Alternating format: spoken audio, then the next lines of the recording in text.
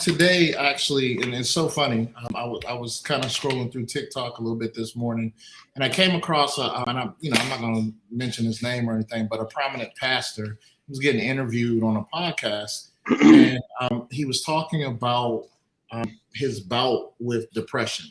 He said that he's been going through depression all his life, and he described a situation of being actually in the pulpit, right, preaching, encouraging the congregation, but then getting in his car and crying, contemplating suicide, And so, I was happy to hear, and I think one of the things we'll get to today is that, he said he goes to counseling twice a week.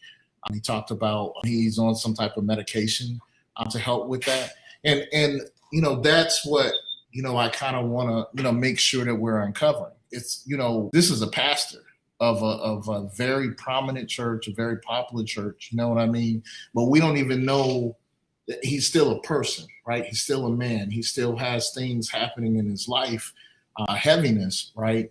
And so it's two things that I think we should be cautious of as believers, right? One, I don't put any man on a pedestal. I think my pastor is one of the greatest pastors that ever walked the earth, right?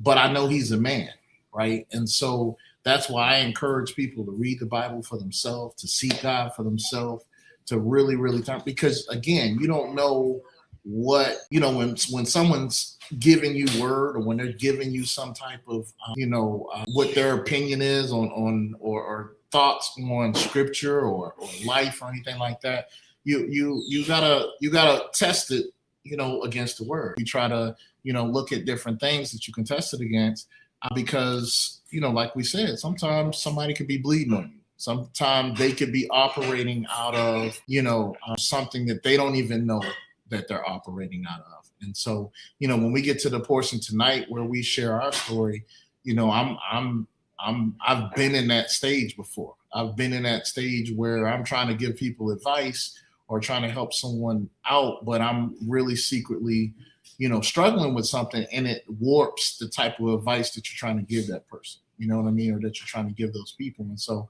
I think it's something that we have to be, aware of.